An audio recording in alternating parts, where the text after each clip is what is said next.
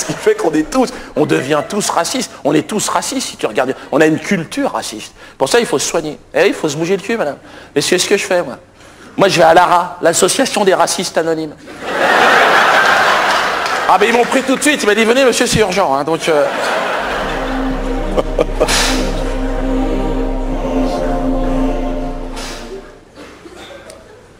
Donc, bonjour au nouveau. Je suis Philippe Toussy, l'animateur de ce groupe de réflexion. Et donc, si nous sommes, c'était là-bas, si nous sommes rassemblés ici ce soir, c'est que nous avons tous un point commun. Voilà, c'est que nous sommes racistes. Et voilà. Donc, on se tait là, on a commencé à séance. Eh bien, si tu n'aimes pas le québécois, tu te mets à côté du portugais là-bas. Donc, comme je dis toujours, le racisme n'est pas une fatalité. Et c'est une maladie. Alors il faut la combattre. Alors quelle stratégie mettre en place pour combattre ce plus racisme comment faire c'est ce que nous... Tais-toi, c'est ce que nous allons voir tout au long de cette séance. Alors, on va commencer les séances en présentant les nouveaux. Ben, vous allez vous présenter, Olivier, Sylvie, puis Dieudonné qui nous a rejoint. On laisse tranquille, tout le monde est anonyme ici. Anonyme. Allez, à toi, Olivier, à toi. Bonjour. Il n'y a pas d'autre mot. Donc, Olivier d'Argelès. J'ai 37 ans. Je suis prothésiste dentaire.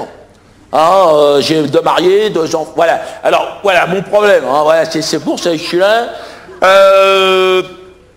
Comment exprimer à mon niveau, je dirais que, disons, je fais une allergie, moi, complète, vraiment, mais comment dire, tout ce qui est, le chinois, c'est le chinois, le chinois.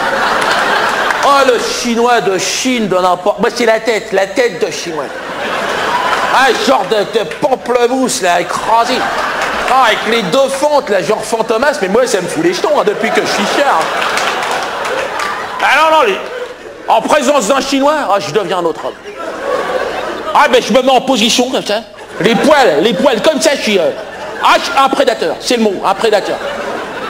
C'est lui ou moi, il n'y aura pas de prisonnier, il le sent, le chinois. Parce qu'il n'est pas con, le chinois. Non, c'est un harnard, attention, c'est un harnard. Tu sais, il est... il se marre tout le temps. Non, mais c'est pour de fond, il se fout de ta gueule. Il le sait que... Pardon? Depuis tout petit. Ça m'a pris, moi j'avais 7 ans. J'ai fait une jaunisse, ça a commencé comme ça. Et après, bille en tête, je suis parti. Non. J'ai été jusqu'à intégrer des groupes paramilitaires là, de défense des races non jaunes. Il y en a, ça existe, bien sûr. Tous les pays du monde. Il y a de tout. Tous, c'est magnifique, c'est Australie, Québec, Afrique noire, tous unis contre le chinois. Vraiment, c'est ça qui est ça. Ouais. Mais non, là, j'ai décidé de prendre mes licences parce que suite à une intervention, là, petite expédition punitive qu'on a fait dans le 13e arrondissement, là, quartier chinois de Paris, là, c'est notre espace d'expression. On a attaqué une maternelle, c'est pour ça, voilà, c'est dégueulasse. Non, mais même moi, après coup, je me dis... c'est pour ça que j'ai décidé de... Non, parce que c'est pas ça, ça n'a rien à voir. Ce qu'on pensait au départ, avant de partir sur cette mission, on s'est dit, ils sont 1 milliard. Les Chinois, il y a 1,5 milliard, vas-y, me fous pour les jetons, c'est 1 milliard, déjà c'est pas mal. Donc si tu regardes bien, ils vont nous nicher. Donc ce qu'on s'est dit, on va couper à la base. On ferme le robinet à la source, pour que ça ne se propage pas dans la France. Voilà, mais le problème c'est que ça vient d'ailleurs. C'est ça. Non, mais moi je décroche là. J'ai décidé de passer à autre chose. Parce que quand je vois cette bouffe la vie, à un moment donné, je fais des rechutes, évidemment. La semaine dernière, c'était le nouvel an chinois. 100 000 Chinois dans la rue, il y a un copain qui m'appelle, là c'est le strike, il y a qu'à se baisser. Donc, non, mais moi je vais arrêter. Voilà, maintenant place aux jeunes, j'ai envie de passer le relais. Non, mais c'était là, je crois que c'est intéressant. Je crois, tu sais, c'est bouleversant, et en même temps, crois-moi, tu n'es pas tout seul. David, oui, qui ici n'a pas défenestré, n'a pas massacré une race hostile? Alors, non, mais on reviendra sur les cas particuliers après. Eh, on va passer à Sylvie, qui est toute timide. Allez, Sylvie. Je m'appelle Sylvie Platinos. Voilà, j'ai 48 ans. Hein. Je suis infirmière spécialisée en gérontologie. Hein. Gérontologie, hein, c'est pas personne âgée. Autrement, je suis catholique pratiquante. Vous savez, j'ai prié Dieu chaque jour. Je n'en peux plus. Ah, je suis dépressée. Ah, je ne mange plus, je ne me nourris plus. J'ai perdu 17 kilos en 3 jours. Donc, disons que, non, je me sens envoûtée par une force incontrôlable. Une répulsion viscérale envers les Noirs. Les Noirs. Oui, pour moi, bon, dans mon esprit, que les Noirs aillent vivre en noirade à ce moment-là. Ou en bambouli, voilà. Mais pas... Ah, ils me font peur. Ils me font peur.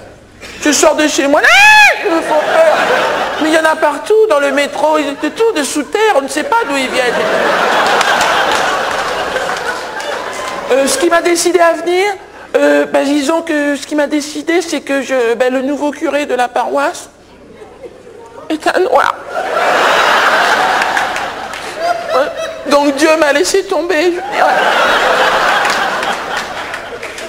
Pardon? À l'hôpital, dans mon travail. Oh ben non, je suis dans un milieu professionnel qui est infesté de Noirs. Le milieu hospitalier, donc... Moi, il n'y avait qu'un professeur, il n'y avait qu'un blanc, c'était le professeur Blumenthal, hein, qui connaissait mon problème de négrophobie. Hein, et il m'avait mis de côté. Ah, il me faisait des piqûres, toute la journée, des piqûres. Ah oui, je voyais tout vert. Oui, tout le monde était vert, donc ça allait, je pouvais encore... Mais là, il a été remplacé récemment, et je vous le donne en mille. Un malgache. Non, c'est pas noir, si, mais il y a du noir dedans. Ah oui, dans le malgache. Oui, du chinois, il y a de tout dans le malgache. Oui, c'est pour ça les gens les détestent. Hein. S'il m'est arrivé d'avoir des patients noirs, beaucoup. Ah, je les euthanasie tout de suite. Ah oui, monsieur, moi je ne le supporterai pas. Hein. Avec mes collègues, je ne peux pas communiquer. Ils viennent des dom-toms, hein, pour la plupart, antillais, oui. Ah, toute la journée, ils parlent, je ne comprends rien. Puis ils dansent toute la journée. Je n'en peux plus. Je suis fatigué. Oh non. Puis le pire aujourd'hui, c'est que je commence à avoir des répercussions physiques. Mais c'est-à-dire, je ne sens plus. Ils ont grillé tous mes sinus, hein, à cause des odeurs toxiques qu'ils émanent. Ah mon Dieu, une odeur. Oh, ce n'est plus une odeur, ça s'accroche. Des bains, 3 douches, ça ne part pas. Même les vêtements, ah, je les jette. Je les jette. Ah non, mais même à 1000 degrés, ça ne part pas. Donc voilà, j'ai donc été hospitalisé, comme je vous le disais, dimanche, voilà, suite à la messe, hein, suite au choc que j'ai reçu. En découvrant le nouveau curé, venu du Gabon, hein. Le père Nestor Mbilou. Mbilou. Ben oui, Mbilou, j'aurais dû me douter quand même. Mbilou, bon. Et moi, je faisais ma messe. Jésus-Marie, Jésus-Marie. Et à un moment donné, j'entends, bonjour ma fille. Je dis, tiens, c'est bizarre, une voix comme ça. Je me retourne. Un noir énorme. Une tête énorme. On aurait dit un singe bonobo. J'ai dit, mais qu'est-ce que tu fais là, bonobo? Enfin, c'est qui? Va-t'en. Ah oui, mais j'ai donné un coup de pied, bonobo, moi. Eh ben non, et là, il m'a regardé, il dit, non, je ne suis pas bonobo. Je suis le père Mbilou, il m'a dit. Ah, arrêt cardiaque. Le cœur n'a pas résisté. Ah non, je suis tombé dans un coma profond. Très, très profond. Ah, le plus profond possible, je voulais mourir. Je me souviens. Ah, ils ont tout essayé. Ils ont essayé de me ranimer. Ah, tout. Quadruple pontage, transfusion sanguine, pose de stérilet, ils ont tout fait.